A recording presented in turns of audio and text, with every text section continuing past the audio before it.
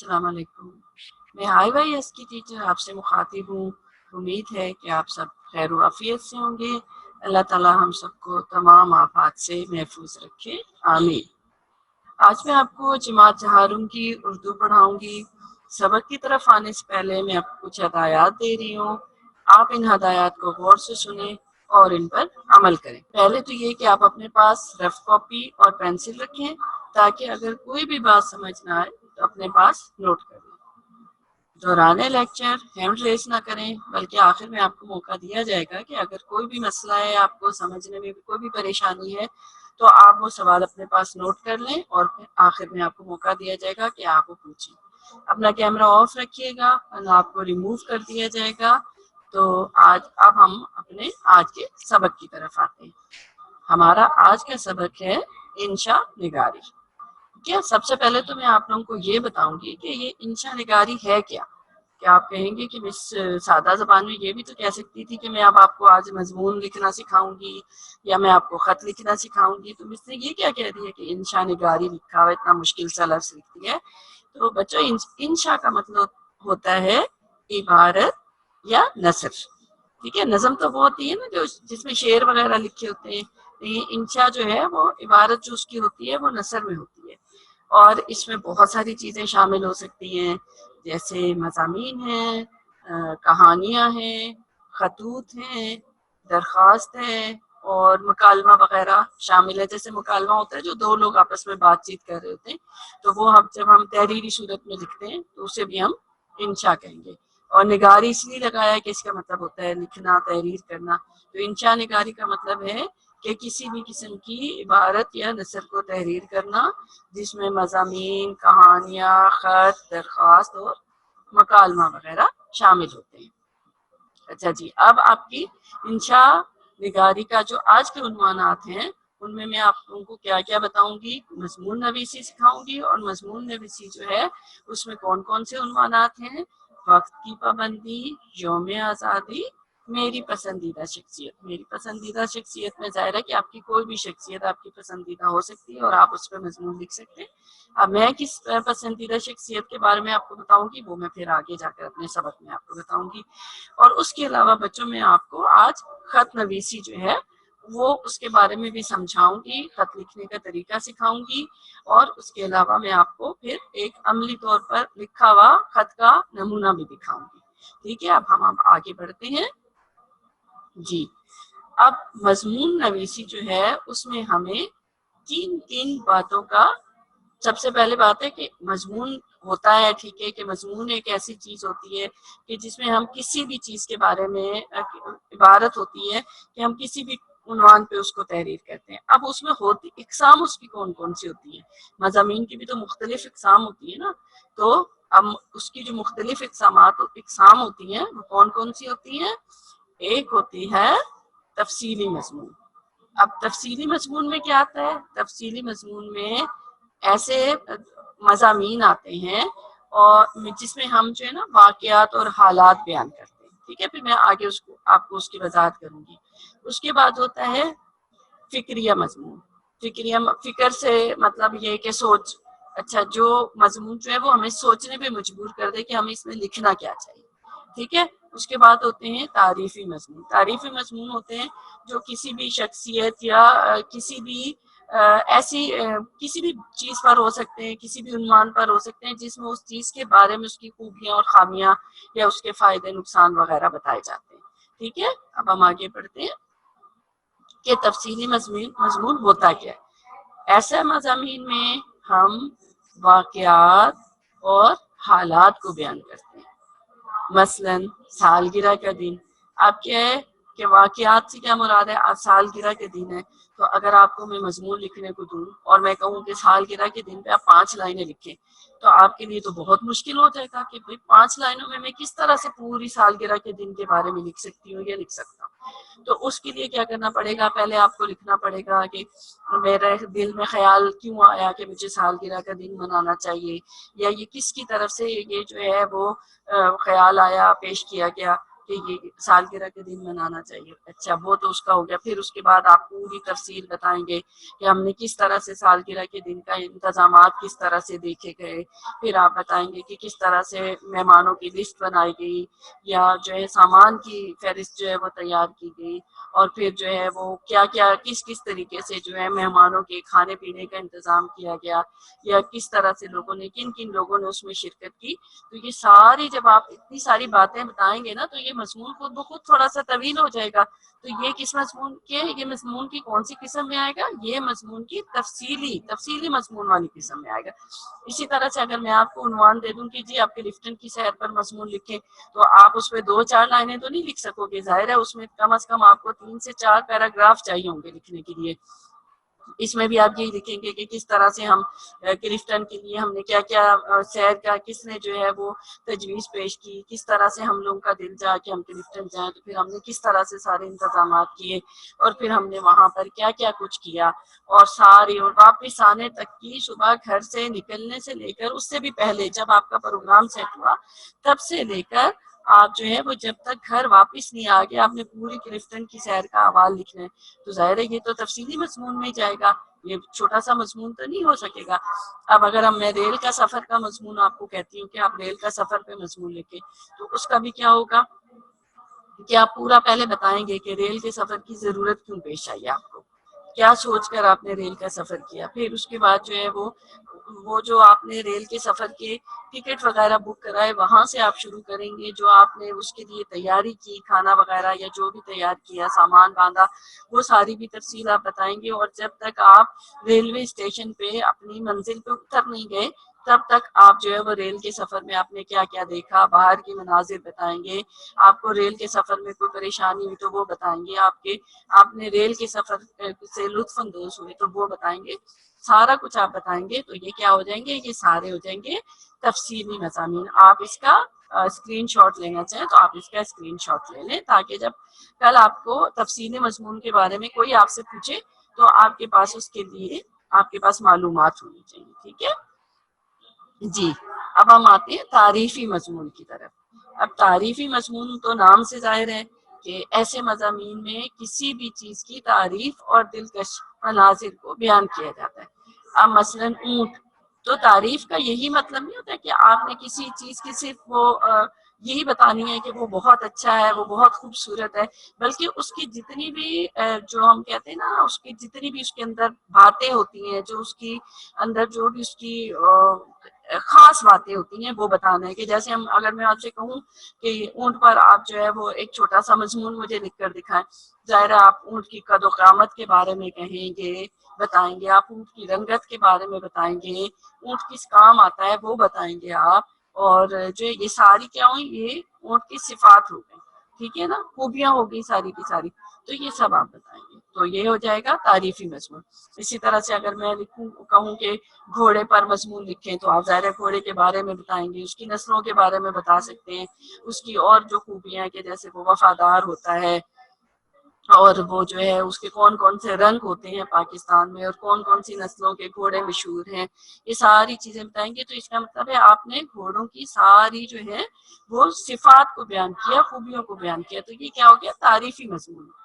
اسی طرح سے برسات کا موسم ہے تو برسات کے موسم کے بارے میں آپ بتائیں گے. جیسے دیکھا نا آپ نے کہ آج کل بھی برسات کا موسم ہے, اور بلکہ اس کو برسات کے مہینے کہتے ہیں ان مہینوں کو, تو آپ اس کے بارے میں بتائیں گے کہ جب برسات کا موسم ہوتا ہے تو کیا کیا ہوتا ہے, اس کے اندر کس کس طرح سے ہم اس سے لطف اندوز ہوتے ہیں, کیا کیا پکوان پکائے جاتے ہیں, یا اس کے اندر کیا کیا کچھ ہوتا ہے, یا آپ کس طرح سے اس سے لطف اندوز ہوتے ہیں. اسی طرح سے میں اگر آپ کو ہمارا اسکول میں مضمون کہوں گی تو ہر بچے کا اسکول کا جو بھی اس کی جماعت کے کمرے ہیں, یا اس کے اساتذہ ہیں, یا اس کے اسکول کا جو بھی حدود اربع ہے, یعنی کہ اس کے اندر کھیل کے میدان کس طرح کے ہیں, یا ان کی جو ہے کمرہ جماعت کس طرح کے ہیں, وہ سارا کچھ جو ہے وہ ہمارا اسکول مضمون میں چلا جائے گا. تو یہ سارا کیا ہو جائے گا, یہ سب ہے تعریفی مضمون. آپ اسکرین شاٹ لینا چاہتے ہیں تو لے لیں. آپ دیکھیں فکر کا مطلب کیا ہوتا ہے, فکر کا مطلب ہوتا ہے سوچ, ٹھیک ہے. تو فکریہ مضمون کا مطلب یہ ہوتا ہے ایسے مضامین میں جن میں عنوان کی وضاحت کے بعد اس کے فائدے یا نقصانات بیان کیے جاتے ہیں.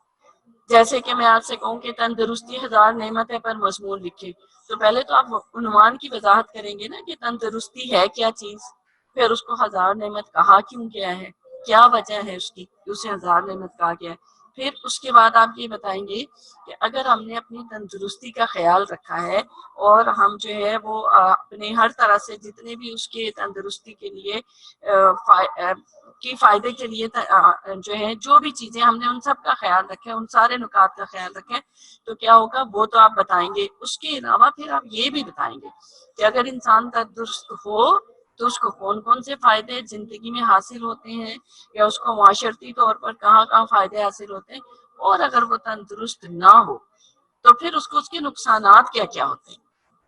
ٹھیک ہے، تو یہ کیا کہلائے گا، فکریہ مضمون، کیونکہ اس میں تو آپ نے سوچنا ہے، سمجھنا ہے کہ اچھا تندرستی کا کیا مطلب ہو سکتا ہے، پھر تندرستی کے فائدے کون کون سے ہو سکتے ہیں، پھر تندرستی کے نقصانات کون سے ہو سکتے ہیں۔ ٹھیک ہے، اب اگر میں آپ کو ورزش پہ کوئی مضمون لکھنے کو دوں کہ آپ ورزش پر مضمون لکھیں، تو کیا ہوگا کہ آپ اس پر بھی پہلے آپ بتائیں گے کہ ورزش ہے کیا، ٹھیک ہے، اس کے بعد پھر آپ بتائیں گے کہ ورزش کریں تو اس کے کیا کیا فائدے ہوتے ہیں، اور جو لوگ ورزش نہیں کرتے اور سست ہو کر ایک جگہ پر پڑے رہتے ہیں اور کوئی ان کے سونے جاگنے کے اوقات ہی نہیں ہوتے اور بالکل سستی سے کام لیتے ہیں اور ورزش بھی نہیں کرتے، تو ان کو اس ورزش نہ کرنے کے کیا کیا نقصانات۔ ٹھیک ہے، اسی طرح سے اب اسلام کی برکتیں، تو اب ہم جو ہے وہ اسلام کی جب برکتیں پڑھتے ہیں لفظ، تو کوئی بھی شخص اگر بڑے سے بڑا پڑھا لکھا بھی ہوگا تو وہ اس چیز کے بارے میں سوچے گا، فکر کرے گا کہ اچھا مجھے اسلام کی برکتیں بتانی ہے، تو مجھے کون کون سی برکتیں اسلام کی ہیں۔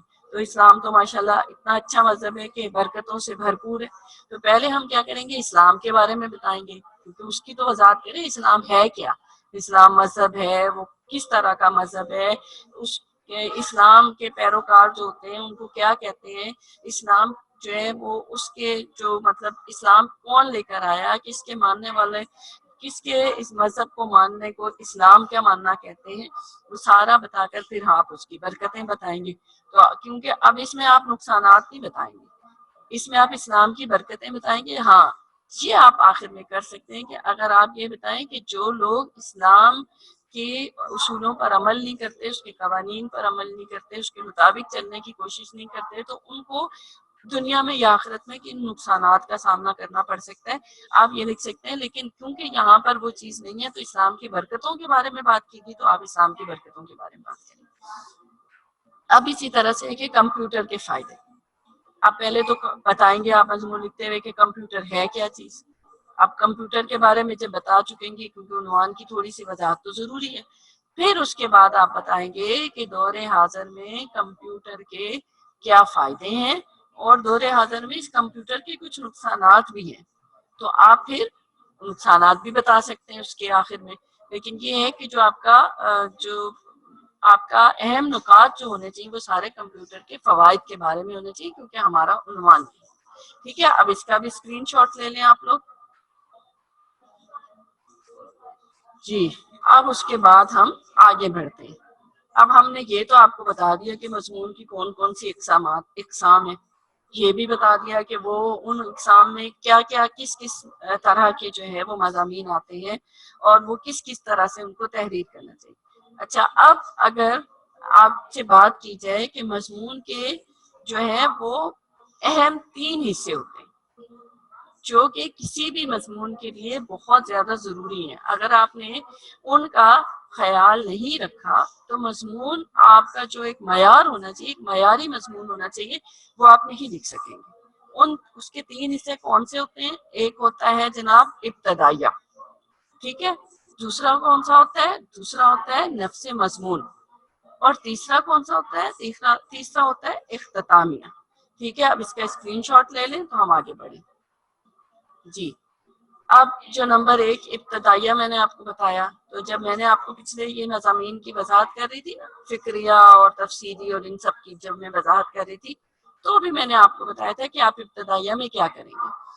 اس حصے میں ہم عنوان کا تعارف بیان کرتے ہیں، جیسے میں نے آپ کو بتایا نا کہ اگر اسلام کی برکتیں ہیں مضمون، تو پہلے آپ اسلام کے بارے میں تھوڑا سا تعارف بیان کریں گے۔ اچھا، وہ بہت زیادہ لائنوں کا نہیں ہونا چاہیے، کہ ہم کہیں کہ وہ کوئی بہت بڑا ہونا چاہیے، بلکہ وہ بہت مختصر سا ہوتا ہے، اور وہ اس وجہ سے ہوتا ہے تاکہ اس میں اس طرح کی باتیں لکھی جاتی ہیں کہ جس سے جو ہے نا پڑھنے والا اس طرف راغب ہو جائے، اس طرف وہ آمادہ ہو جائے کہ اچھا لگتا ہے، پتہ نہیں اس مضمون میں کیا ہے، میں آ کے تو پڑھ کر دیکھوں۔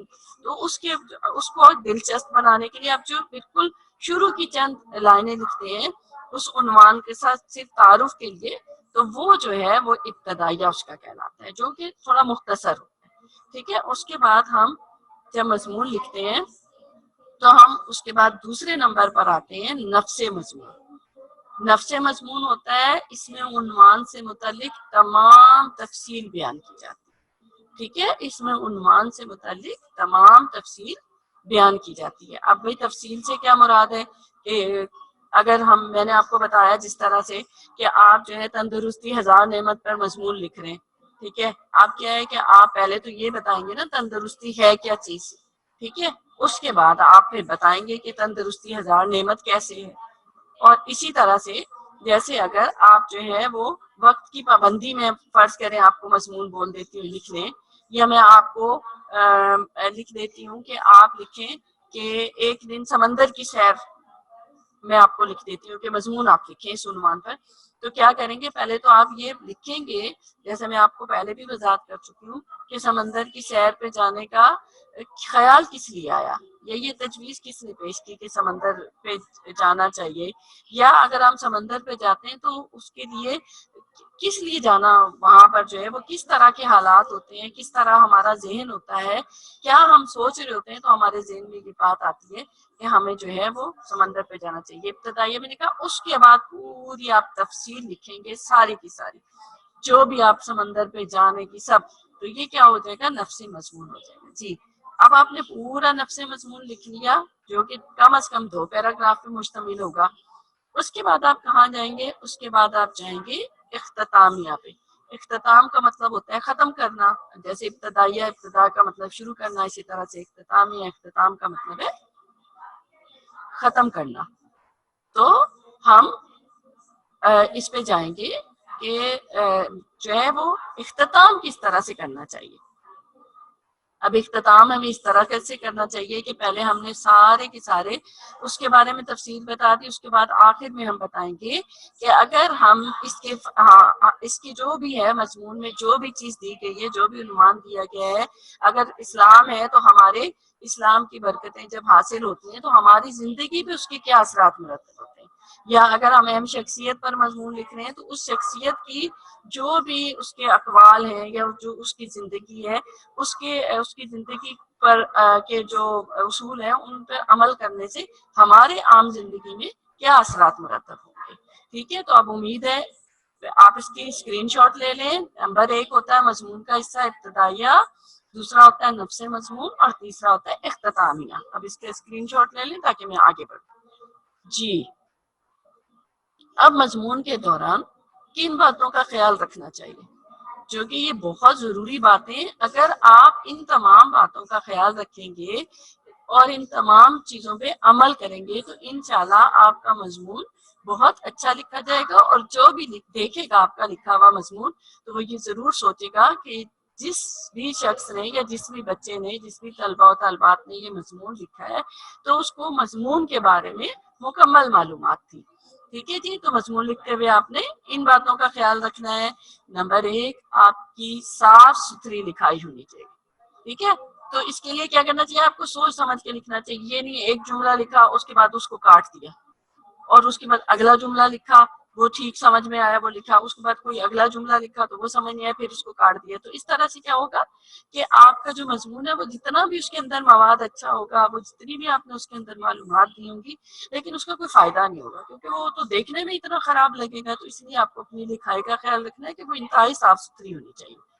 اچھا جی، دلچسپ عبارت ہونی چاہیے، یعنی کہ جو ہم نے عنوان دیا ہے نا اس سے ملتی جلتی عبارت ہونی چاہیے، جو بھی آپ لکھیں اس سے ملتا جلتا لکھیں۔ یہ نہیں کہ میں نے تو آپ کو مضمون دیا کہ کلفٹن کی سیر، تو آپ نے سارے کے سارے مضمون میں زیادہ سے زیادہ جو کلفٹن کی سیر سے پہلے آپ نے کھانا پکایا اور جس طرح کی آپ بس میں گئے اور جن جن لوگوں کے ساتھ گئے، زیادہ تر جو ہے نا وہی والا جو ہے وہ مواد آپ نے لکھ دیا، نہیں اس وہ دلچسپ تو اس صورت میں بنے گی نا کہ جب آپ وہاں پر جو بھی کچھ آپ نے سیر کی، آپ نے لطف اٹھایا، وہاں پر کیا کیا خوشگوار ماحول تھا، کس طرح کا خوشگوار آپ کو احساس ہوا کس چیز کا، تو پھر آپ وہ تب ہوگی دلچسپ، ٹھیک ہے۔ اس کے بعد درست الفاظ کا انتخاب، جی یہ تو بہت زیادہ ضروری چیز ہے، ٹھیک ہے کہ درست الفاظ کا انتخاب۔ اب یہ کہ اگر آپ نے فرض ہے مضمون میں لکھ دیا کہ ہم کرسچن کی سیر پہ گئے اور وہاں پہ تو بہت زیادہ لوگ جو ہیں وہ بہت زیادہ شور شرابہ تھا اور سمندر کا بہت شور تھا، اس کی بجائے آپ اس طرح سے بھی لکھ سکتے ہیں کہ وہاں پر لوگ جو ہیں وہ بہت زیادہ خوش تھے اور اپنی خوشی کا اظہار ایک دوسرے سے باتیں کر کے وہ ہنس کر رہے تھے۔ تو دیکھیں الفاظ کے استعمال میں کتنا فرق ہوا، تو آپ نے جو اپنے الفاظ استعمال کرنے اس کو بہت درست الفاظ استعمال کرنے۔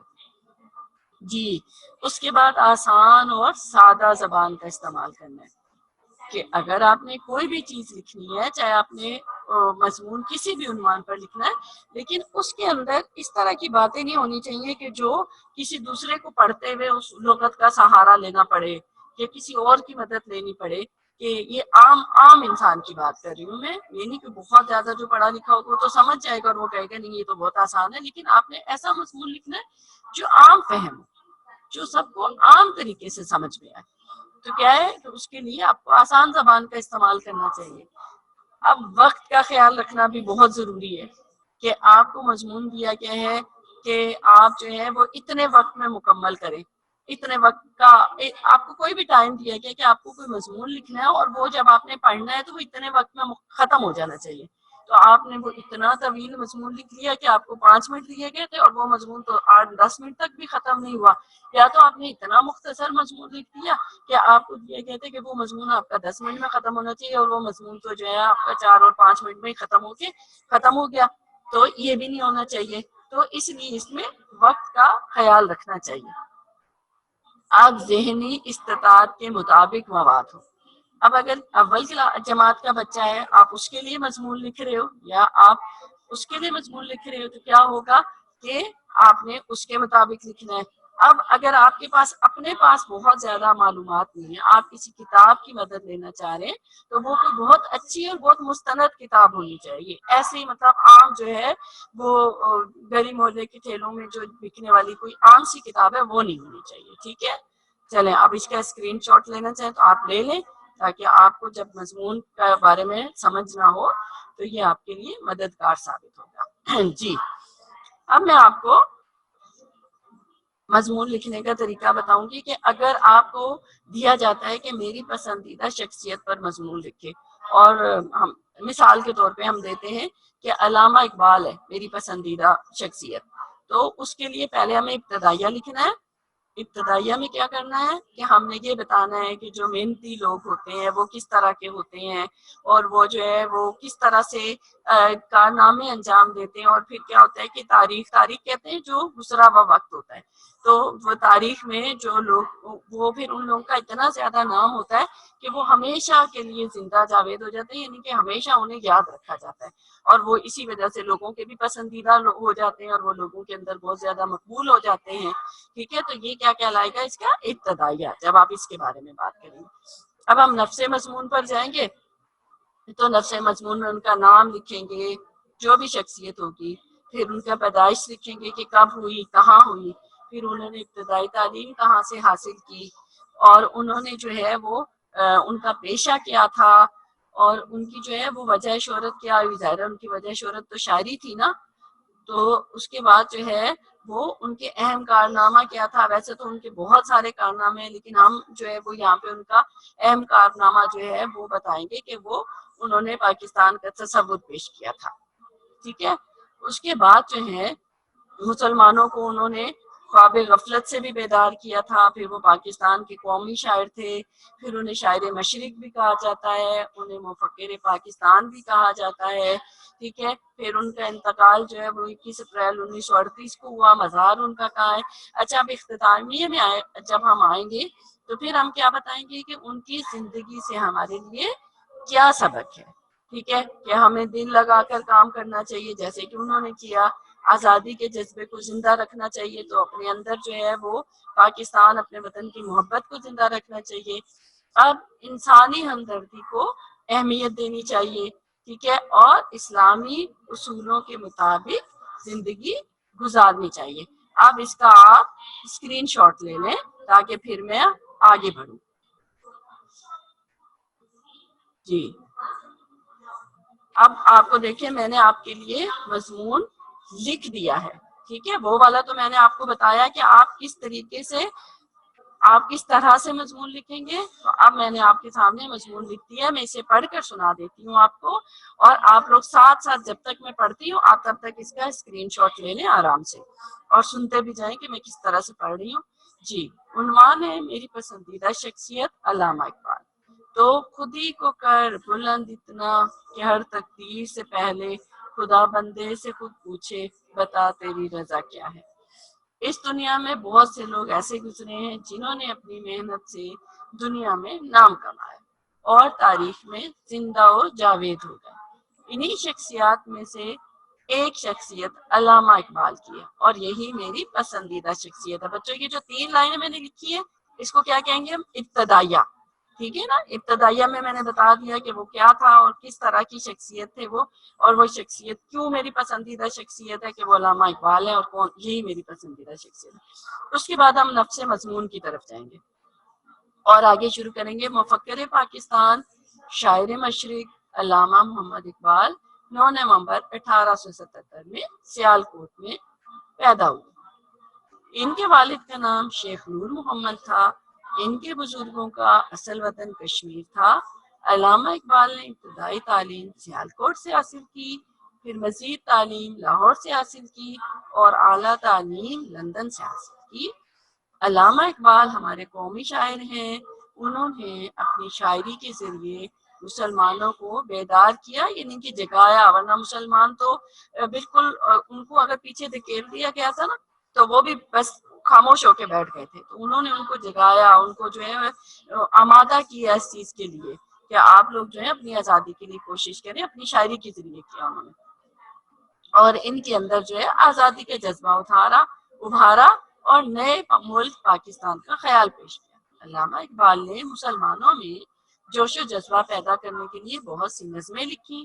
انہوں نے اپنی شاعری کے ذریعے مسلمانوں کو ان کے بزرگوں کے نقش قدم پر چلنے کی تلقین کی، ٹھیک ہے۔ اب آپ اس کا اسکرین شاٹ لے لیں کہ میں پورا مضمون آپ کو تیار کر کے دیا ہے تاکہ آپ لوگوں کو جب میں کوئی مضمون لکھنے کو دوں تو آپ کو کوئی مسئلہ نہ ہو۔ پہلے میں نے سمجھا دیا کس طرح سے لکھا جائے گا اور اس کے بعد میں نے لکھ کے بھی دے دیا، ٹھیک ہے۔ اس کے آگے دیکھیں، علامہ اقبال نے، اب یہ اس کا اختتامی آر ہے، ٹھیک ہے۔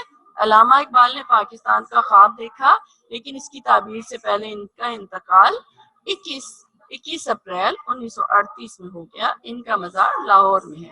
ہمیں چاہیے کہ ان کے بتائے ہوئے اصولوں کے مطابق زندگی بسر کرے، کیونکہ یہ تھوڑا سا مختصر میں نے اس لیے بھی مضمون لکھا ہے کہ آپ لوگ چہاروں کے طلبہ و طالبات ہیں، اس لیے اب اس کا بھی اسکرین شاٹ لے لیں۔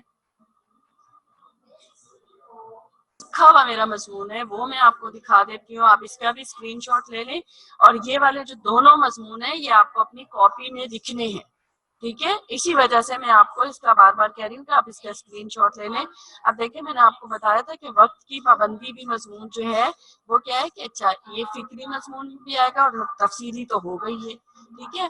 اب وقت کی پابندی ہے تو اس کے لیے پہلے آپ شعر لکھیں۔ خبر لو وقت کی اپنی خبر لو، اڑا جاتا ہے جو کرنا ہے کر لو۔ ہاں، وقت تو دیکھیں پر لگا کر اڑ جاتا ہے نا بہت تیزی سے، تو ہمیں ہر کام وقت پہ کرنا چاہیے بلکہ اس سے پہلے کرنے کی کوشش کرنی چاہیے۔ جی، تو اب ہم اس کے ابتدائیے کی طرف آتے ہیں، میں پڑھوں گی، آپ اس کا اسکرین شاٹ بھی لے لیں۔ وقت کسی کا انتظار نہیں کرتا، گھڑی کی سوئیاں کبھی رکتی نہیں ہے، جو وقت کی قدر کرتا ہے وہی وقت سے فائدہ اٹھاتا ہے، جو وقت کو قیمتی نہیں جانتا وقت بھی اس کو پیچھے چھوڑ کر آگے نکل جاتا ہے۔ وقت ایک عظیم دولت ہے، جو لوگ اس کی قدر نہیں کرتے در حقیقت وہ ایک قیمتی خزانہ ضائع کر دیتے ہیں، ٹھیک ہے۔ کائنات کا نظام بھی ہمیں وقت کی پابندی کا درس دیتا ہے۔ ہر موسم اپنے مقررہ وقت پر بدلتا ہے، دن رات وقت کے پابند ہیں۔ چاند اور سورج ایک مقررہ وقت کے تحت طلوع اور غروب ہوتے ہیں۔ طالب علم اگر وقت پر اسکول نہ جائے تو بہتر تعلیم حاصل نہیں کر سکتا۔ اگر کسان وقت پر بیج نہ بوئے تو اسے وقت پر پانی نہ دے تو اچھی فصل حاصل نہیں کر سکتا۔ غرض یہ کہ آج کا کام کل پر نہ ڈالنا ہی عقل مندی ہے۔ دنیا میں کامیاب زندگی گزارنے کے لیے وقت کی پابندی کی جائے اور ایک لمحہ بھی ضائع نہ کیا جائے۔ ہمیں چاہیے کہ ہر کام میں وقت کی پابندی عادت ڈالیں، یہی وقت کی پابندی ہے۔ ٹھیک ہے، گیا وقت پھر ہاتھ آتا نہیں، سدا عیش دورہ دکھاتا نہیں۔ اب اس کا اسکرین شاٹ لے لیں۔ اب ہم آگے بڑھیں گے۔ اب میں آپ کو خطوط کی اقسام بتاؤں گی، کیونکہ میں نے آپ کو بتایا تھا نا کہ انشاء نگاری میں خطوط بھی شامل ہوتے ہیں۔ اب خطوط کی دو اقسام ہوتی ہیں، ایک رسمی اور ایک غیر رسمی۔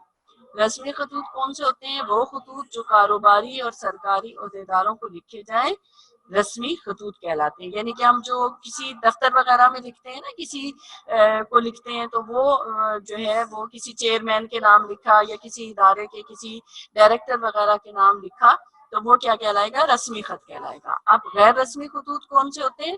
غیر رسمی خطوط وہ ہوتے ہیں جو ہم عزیزوں رشتہ داروں کو لکھتے ہیں، دوستوں کو لکھتے ہیں، وہ کیونکہ اس میں ہم بہت زیادہ رسمی انداز نہیں اپناتے تو اسی لیے انہیں غیر رسمی خطوط کہتے ہیں۔ ٹھیک ہے، اب اس کا اسکرین شاٹ لے لیں۔ اب میں آپ کو آپ کے سامنے جو ہے وہ میں لکھا ہوا آ رہا ہے ایک خط کہ آپ کو کس طرح سے، اگر اپنے والد کو میں خط لکھنے کا کہوں آپ سے کہ آپ اپنے والد کو خط لکھ کر پاس ہونے کی اطلاع دیں تو آپ کس طرح سے لکھیں؟ پہلی لائن پہ آپ لکھیں گے از کمرہ جماعت، اس کے آگے کوما لگائیں گے، اس کے بعد نیچے لکھیں گے ملیر اور کوما لگا کے کراچی لکھیں گے۔ یہ سارا آپ نے اوپر بھیجنے والے کا پتہ وغیرہ لکھ لیں۔ مورخہ کا مطلب ہوتا ہے تاریخ، تو 8 جولائی 2020 جو بھی جس تاریخ کو آپ خط لکھیں گے اب یہاں پہ وہی تاریخ ڈال دیں۔ اس کے بعد ہوتے ہیں القاب، یعنی کہ جس کو بھی آپ خط لکھ رہے ہیں آپ اس کو کس طرح سے مخاطب کر رہے ہیں۔ تو آپ نے ابا جان کو خط لکھا ہے تو آپ پیارے ابا جان لکھ سکتے ہیں یہاں پر، اور اس کے آگے وہ آپ جو ہے یہ نشان لگائیں گے۔ ٹھیک ہے، اس کے بعد السلام علیکم لکھیں گے اور اس کے نیچے والی لائن میں میں خیریت سے ہوں اور آپ سے امید کرتی ہوں کہ آپ بھی خیریت سے ہوں گے، یعنی کہ آپ اس کا اسکرین شاٹ لے لیں، میں پھر آگے بڑھوں گی کیونکہ پھر جی۔ دیگر عرض یہ ہے کہ میں نے اللہ کے فضل اور آپ کی دعاؤں سے جماعت سوم کا امتحان اچھے نمبروں سے پاس کر لیا ہے۔ آئندہ بھی اسی طرح محنت کر کے آپ کا نام روشن کروں گی۔ آپ اپنا خیال رکھیے گا۔ فقط آپ کی بیٹی الف بے جیم۔ اب آپ یہاں پر بیٹی کی جگہ جو لڑکا ہے تو ظاہر ہے کہ آپ کا بیٹا لکھے گا اور جو لڑکی ہے تو آپ کی بیٹی لکھے گی۔ ٹھیک ہے، اور الف بے جیم لکھیں گے۔ آپ اس کا اسکرین شاٹ لے لیں۔ اچھا جی، اب آپ کے پاس جو ہے گھر کا کام ہے۔ اب گھر کا کام کیا؟ دیکھیں میں نے آپ کو پہلے ایک مضمون علامہ اقبال والا لکھا ہوا دکھایا، وہ آپ نے اپنی کاپی میں اسی طرح سے اتارنا ہے۔ ٹھیک ہے، دوسرا مضمون میں نے آپ کو لکھا ہوا دکھایا وقت کی پابندی، وہ آپ نے مضمون اسی طرح سے اپنی کاپی پر اتارنا ہے۔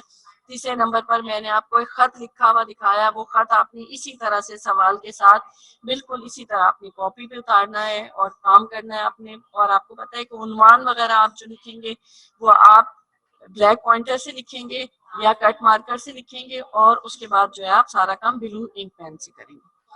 تو مضمون نویسی میں آپ کو گھر کا کام ہے یوم آزادی۔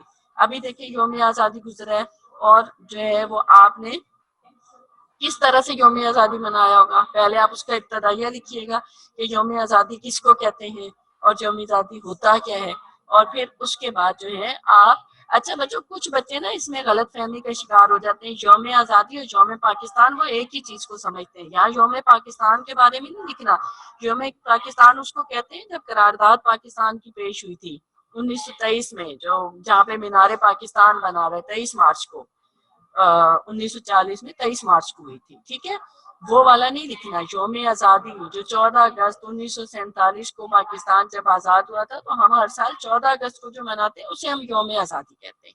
ٹھیک ہے، تو اب آپ کو امید ہے کہ سب کچھ سمجھ آ گیا ہوگا۔ تھینک یو، ٹھیک ہے، اور اللہ حافظ۔